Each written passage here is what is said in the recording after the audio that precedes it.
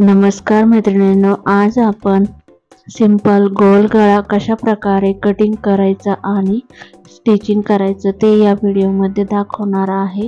येथे मी गळा रुंदी घेतलेली 2.5 इंच आणि गळा खोली घेतलेली आहे 10 इंच। अशा प्रकारे आपण एक बॉक्स तयार करून घेणार आहोत।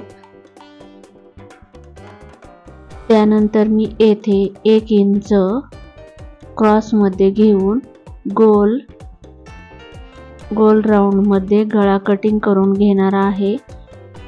येथे आपण अस्तरचा गळा कट करून घेणार आहोत।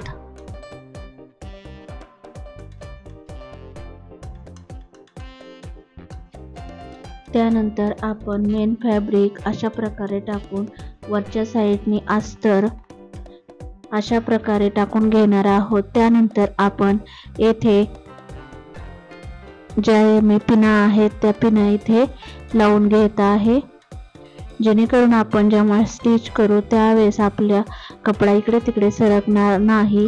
त्यासाठी मी येथे सुरुवातीला पिना लावून घेत आहे। जे नवीन शिकणारे आहेत त्यांच्यासाठी या अशा प्रकारे पिना जॉईन करून जर आपण स्टिच केली तर एकदम परफेक्ट अशी स्टिच करता येतं। मी शक्यतो पिना लावत नाही, मी डायरेक्टच करत असते, पण इथे मी तुम्हाला दाखवण्यासाठी इथे पिना लावून मी गोल राउंड मध्ये स्टिच करून घेत आहे। अशा प्रकारे आपण व्यवस्थित इथे स्टिच करून घ्यायचं आहे।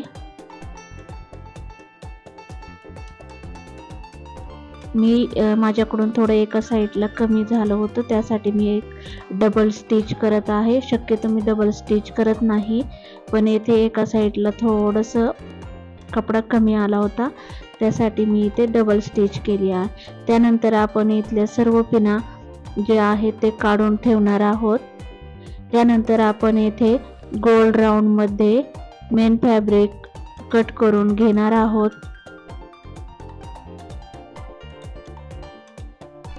त्यानंतर आपण येथे छोटे छोटे कट्स टाकणार आहोत।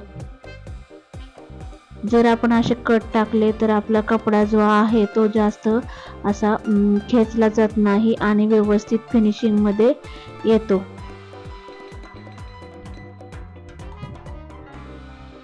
त्यानंतर येथे आपण व्यवस्थित गळा पलटून घेणार आहोत। तुम्ही शक्यतो तुम्ही प्रेस करूनही घेऊ शकता, पण मी इथे काही प्रेस केली नाही, मी डायरेक्टच इथे स्टिच करून घेणार आहे। जर नवीन शिकणार असेल तर शक्यतो प्रेस करून घ्या, म्हणजे आपला कपडा व्यवस्थित इथे येतो, फिनिशिंग मध्ये येतो, किंवा मग स्टिच करताना व्यवस्थित इथे फिनिशिंग करून घेऊन मग स्टिच करा।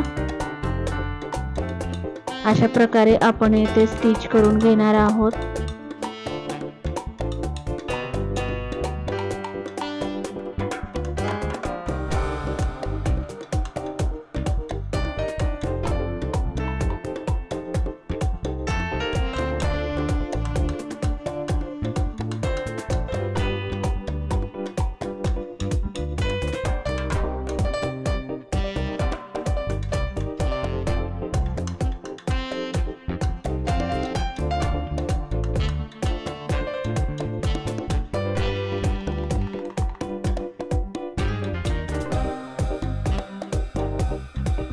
त्यानंतर आपण साइडनी चारही बाजूने आपण शिलाई करून घेणार आहोत।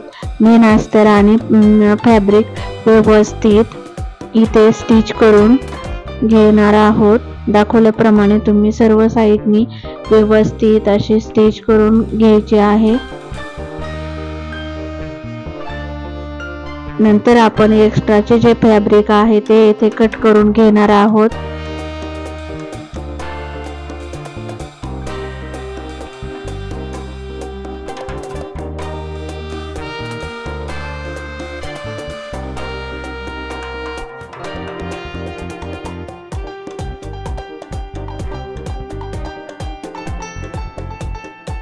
अशा प्रकारे आपण इथे फिनिशिंग मध्ये सर्व एक्स्ट्राचे कापड कट करून टाकले आहे।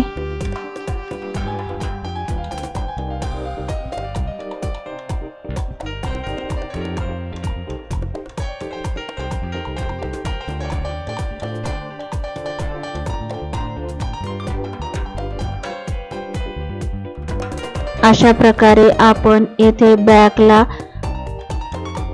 बॅकचे टक्स टाकून घेणार आहोत. दोन्ही साईडचे अशा प्रकारे आपण टक्स टाकून घेणार आहोत.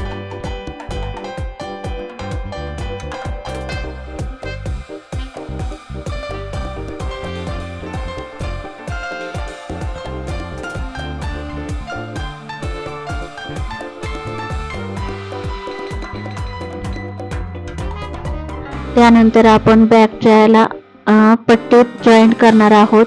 त्यासाठी मी येथे 1.5 इंचाची पट्टी तयार केलेली आहे. लांबीला आपल्या ब्लाऊज बॅकच्या पाठीमागच्या साईडला जेवढी लांबी असेल त्या साईजनुसार आपण इथे कट करून घेणार आहोत.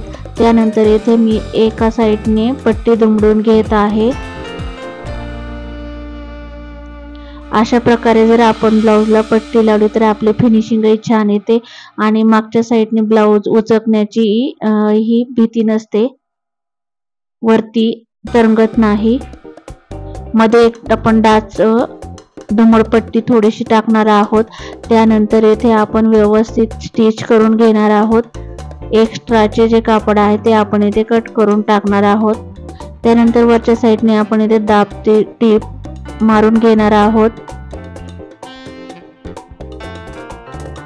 नंतर आपण येथे आतल्या साईडनी 5 नंबरची शिलाई टाकून येथे एक टीप टाकून घेणार आहोत.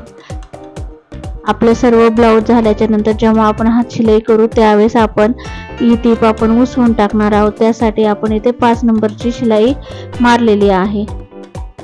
अशा प्रकारे आपले गोल गळा अस्तर जोडून झालेला आहे. त्यानंतर आता आपण इथे एक लेस लावणार आहोत. त्यासाठी मी येथे चॉकच्या साहाय्याने एक आकार देऊन घेत आहे, जेणेकरून आपल्याला लेस बसवताना ती व्यवस्थित बसवता येईल, इकडे तिकडे सरकणार नाही. त्यानंतर आपण उलट्या साईडनी करून हाताच्या साहाय्याने आपण इथे प्रेस करून घेणार आहोत, जेणेकरून आपल्याला इकडच्या साईडनी ही सेम तसाच आकार छापला जाईल आणि चॉकच्या साहाय्याने आपण वरतून लाईन आखून घेणार आहोत. त्यानंतर आपण इथे गोल्डन कलरची एक लेस घेतलेली आहे. ती लेस आपण इथे जॉईंट करणार आहोत. दाखवल्याप्रमाणे आपण जो आकार आखून घेतला होता त्यावरती आपण इथे लेस जॉईंट करून घेणार आहोत. व्यवस्थित अशा प्रकारे आपल्याला इथे लेस जॉईंट करून घ्यायची आहे.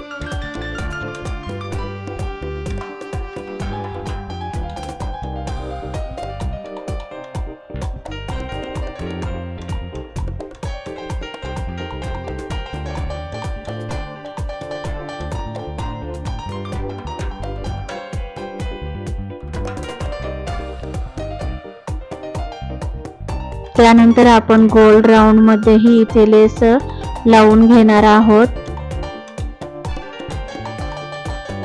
इथे थोडासा जॉईंट आलेला आहे, तो मी जॉईंट काढून घेत आहे आणि तिथेच आपण थोडंसं तो दाबून एक टीप टाकून घेणार आहोत, जेणेकरून तो जॉईंट उकलला जाणार नाही.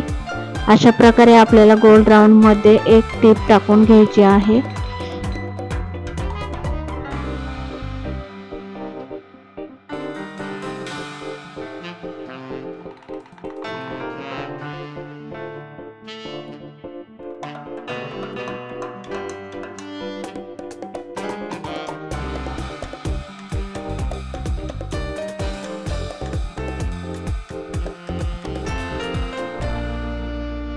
अशा प्रकारे आपल्या ब्लाऊजचा फायनल लुक तयार झालेला आहे.